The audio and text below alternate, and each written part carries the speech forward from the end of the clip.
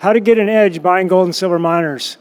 So this is something I've learned over several years of investing. I've found that there is a way to get an edge. All we need is higher gold and silver prices, and lucky you, we're in a bull market. So I think the next 12 months, we have to win at our back. So this is my book. I recommend this book to everybody. It's very thorough, 300 pages. It's probably the only book that explains how to analyze gold and silver mining stocks. You'll definitely learn a lot. This is my website, Gold Stock Data. There's 850 stocks in it. It's an excellent tool for anybody that owns gold and silver mining stocks. You can see there's ratings there that I do. So I basically rate all the stocks. Gives you a good insight to what they have. This is my Twitter feed. So if you can follow me on Twitter, Don Durrett. So I'm starting with, this is my checklist that you want to follow when you're analyzing producers if you want to get an edge. So the first one is properties. So basically what I do is, this is my quick checklist that I personally use. And if a company, basically what we're looking for is any problems. And we're looking for a company that doesn't have any. So number one, we want quality properties. So the quality properties, we're going to be looking at the grade, the recovery rate, the mine life, the economics, and basically looking for quality properties. We find that, we go to location issues, and we're trying to avoid any potential location issues. Next one is financing issues. If the company can afford the CapEx. Then we have the management team. What kind of, do they have the experience? The quality of the board is important, the insiders, and then the valuation. We're looking for producers that have significant upside. So we want them, is it cheap? Is it expensive? What is the upside potential? We want to look at the chart. We don't want to really chase a stock. So this is the number 5. Number 6 is the balance sheet. So we want a company that has a fairly good balance sheet. I prefer cash-focused companies. Number 7 is the margins. What is the current all-in cost? What's the margin? And then what is the trend? Is the trend up? Is it trend down? Does it have a pipeline? What type of exploration is possible? I like sharks. I like companies that are going to try to grow through acquisitions. So they basically are trying to grow their pipeline. Number 9 is the share structure, share dilution. We want on producers, you can kind of get away with somewhat of a lot of shares, but the better share structure, the better. Number 10 is the overall risk reward. So we're looking for an excellent risk reward. So this checklist that I put together, it's on my website, so you can actually, if you're a subscriber, you can get to it. It's under the good resources list. And so you can review this checklist. It's also in my book that I mention it. But if you use if you use all 10 of them, and you find a company that kind of checks the boxes on all 10 items, it's going to give you an edge. And when I first started doing this, I didn't realize that you could get such a strong edge, if you will. It takes experience. I know it took me at least 2 years to kind of have an idea of what I was doing, but now I've been doing it for 20 years. And what I've learned is that you can find companies that check the boxes, like these 10 checklist items. And if they check all of them, you're going to have a company where you have a significant advantage, if you will, where, of course, there's going to be risk involved, but it gives you depending on the companies that you hold, if you hold a bunch of producers that kind of check all these boxes, the only thing that you're going to need is higher gold prices. And so that's kind of where you get your edge. The next one is the developer checklist. I actually did this one first because developers are more difficult to analyze, more difficult to know if you have an edge. So the developers are going to tend to break your heart. because there's so many things that can kind of go wrong before they get to first pour. And so I created this checklist first because it turns out that it's important that you use a checklist for developers. If you don't, one of the things I say is there's 6 items on this checklist, and you don't want to buy a developer unless they check all 6 boxes, because there's very high risk in developers. And if you can find one that checks all 6 boxes, you buy it. For instance, Norsemont, so he just introduced me. When I did my analysis of Norsemont, checked all the boxes, bought it. I mean, that's kind of how I do it. So is it a strong project? And this one goes with the producers. Does it have economic grade? Is the recovery rate satisfactory? Is it a long mine life? What are the economics on the project? So you need to learn these things. The developer, it's really important, because this is a company that's not a producer. This is a company that's building its first mine. And so once we get the economics, once we get a PEA, then we can see what is the MPV, can compare the MPV to the CapEx, and you can look at the AISC against the industry standard. And the IRR, we generally want about 25% after tax. Number 2 is a high upside potential. I want a company that's at least a 10-bagger. Now a 10-bagger against what? Now currently I'm using $6,000 gold, $150 silver, and those numbers are starting to get conservative. But using those numbers, I want it to be at least a 10-bagger. The reason why is because by the time that company gets into production, a lot of things can go wrong. Is it in a good location? So ideally, I want to find a project that's in a mining district. If it's not in a mining district, I want it in a mining-friendly country. Number 4 is the management team. Once we get to 4 and 5, it starts getting a little difficult to kind of know if this company, this is where we're going by past experience. How good is the team? How good is the board? This is where you start to make guesses, make a bit of a stretch, if you will. But we want all 6. Number 5 is a path to production. And this is really the one that I learned over a course of experience, is that I'll buy an early development project, and it really doesn't have a path to production yet.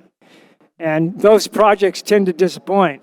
We want a company that has a strong plan. We want a company where the management team knows what they're going to do. And so the stronger the plan, the more the management team is committed. If they're committed to building the mine, then I get excited. And the last one is the insiders. If a company, what I call an insider is a long-term investor, and so a lot of times we talk strategic investors. So strategic investors, they're not in it for 12 months. They're in it for the long haul, and that's what we're in it for. They're not in it to sell. They want the 5-bagger, they want the 10-bagger. That's usually what these developers are. So I look for at least 25%. So those are the 6 items for a developer. Last Saturday on my podcast, somebody brought up a development story, and I brought up this checklist. And this company, it had 4, only had like 2 out of 6. And I said, no, they have to have all 6 or you pass. So, and that's how you get an edge. If they have all 6, or they have all 10 as a producer, then all we need is higher gold prices. And if your portfolio is loaded with producers that have all 10 and developers that have all 6, you're going to be in really good shape. Okay, the Explorer checklist. I'm actually doing great on time. Again, I haven't done this presentation before.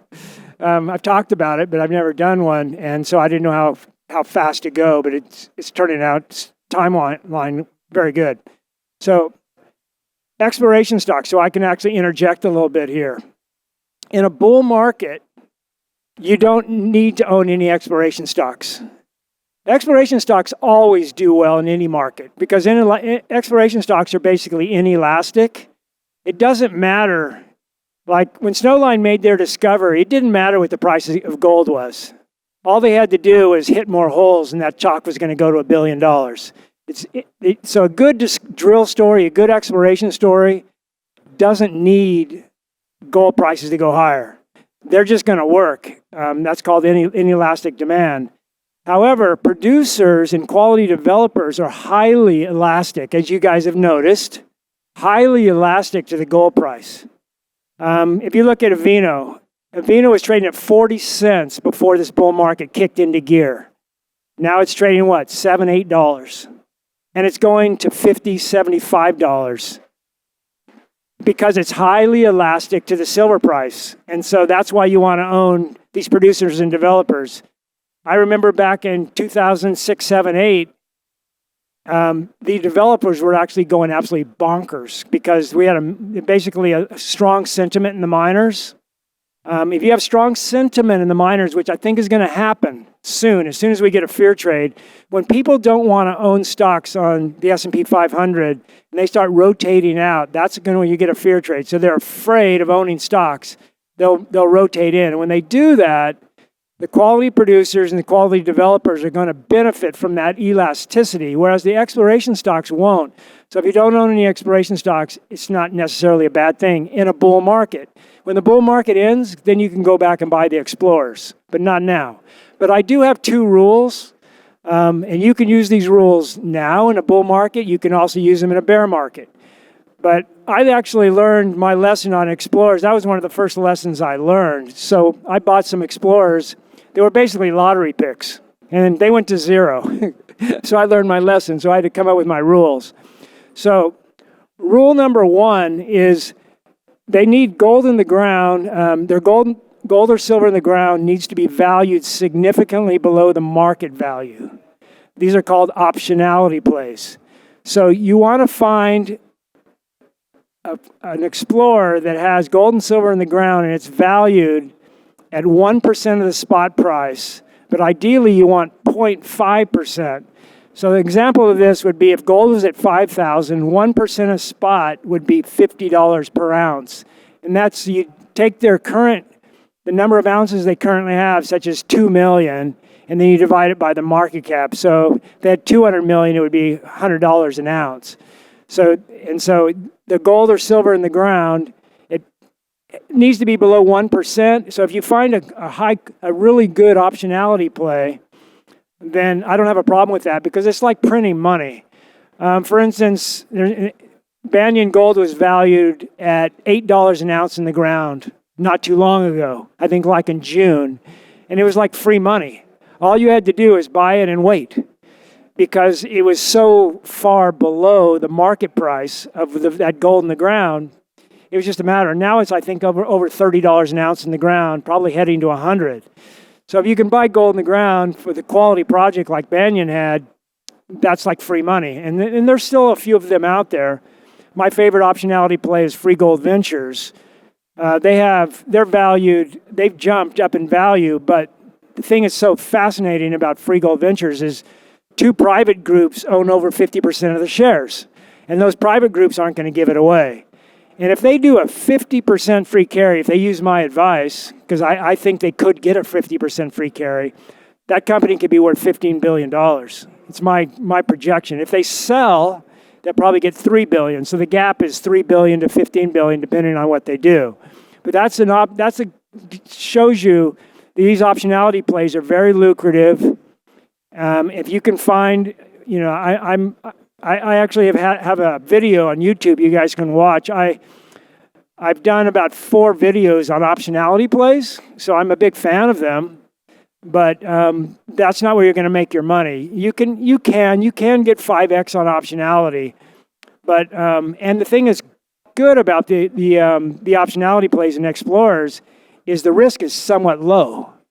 Like I said, I mean, the only thing we're really betting on is the price of gold. So if the price of gold stays here, goes higher, eventually Free Gold Ventures is going to go higher. So it's just a matter of just waiting. The second rule is a company that's early in the Lassonde curve, plus it has an excellent discovery hole. And I'll show you that on the next slide. So what does that mean, early in the Lassonde curve? Lassonde curve was created by Pierre Lassonde, and it's a chart that shows the price of a share over time for a company. And in the lower left, it's very low. And that's early in the Lassonde curve. You want to basically buy an exploration company when it's really cheap and it has an excellent drill hole. If you can find those can be a thing of beauty. And there's about 2 or 3 of those that happen a year. Always generally 2 or 3. There can be about 5 in a year, but usually about 2 or 3 per year that basically follow this rule number 2. And what happens is that a company with a market cap around $25 million will come out with a beautiful drill hole. And now I'll show you that beautiful drill hole. This is a drill chart that I created. And this is gram meters. So that top line is gold, grams per ton times meters. So a marginal hole would be 35 to 50, and you can also use these for drill results. A good hole would be greater than 50. So I look at, companies put out their news releases all the time. And if the drill hole has a gram meter below 50, I kind of just shrug it off. I mean, to me, it's like a nothing burger. But once it's above 50, it gets my attention. And once you go above 100, that's really good. So if a company's throwing out gram meter holes, gold, at 100, that's a really strong project. But for a discovery hole, to pass rule number 2, we want an excellent hole. So it needs to be at least 200. So if a company, if you're investing in an exploration company, and it doesn't have a gram meter hole above 200, in my opinion, you're wasting your time. 200 is the minimum, by the way. Ideally, you want 500. So when Snowline came out with its first hole, it was over 500, I believe, and then they've had a couple holes over 1,000. So those are called stellar holes. So anything better than 500 is stellar. You don't see too many stellar holes. I have a list of about 50 companies total that had stellar holes, and there's not that many that are active today. Stellar holes are somewhat rare. They're like unicorns. Anything above 1,000 is kind of a unicorn. So if a company today, let's say a company today had a market cap of 25 million, and tomorrow they release a news release and they have come out with a gram meter hole over 1,000, you buy it immediately. And that stock will double or triple. It will go to 50 million or 75 million immediately. But you're still probably going to make money because they're going to have a few good follow-up holes. And, the question is, how good are those follow-up holes? But normally, that initial drill hole is not the biggest hole. Normally, you're going to get one bigger than that. So if they come out with a 200 gram meter, you can expect another one. And if they come out with a 500, their first discovery hole is 500, they're probably going to come out with one bigger than that.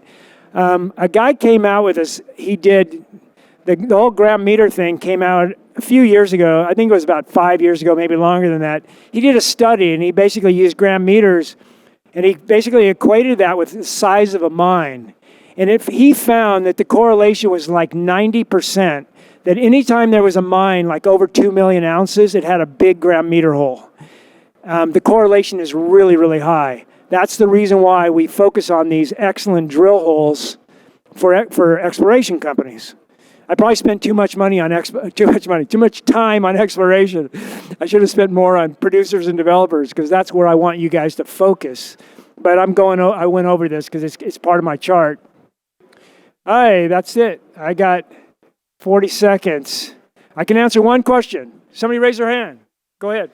So he's talking about surprises. So I don't have. Basically, what you do is you basically go back and reanalyze the company. So for BlackRock Silver, I recently bought it. I was late to the party. I didn't think they were going to build a mine because the management, my checklist, the management team. So the CEO was a finance guy, and the chairman was a geologist, and I didn't think they were going to build a mine, so I didn't buy it. But I was wrong. They are going to build it. So buy the stock. Thank you, guys.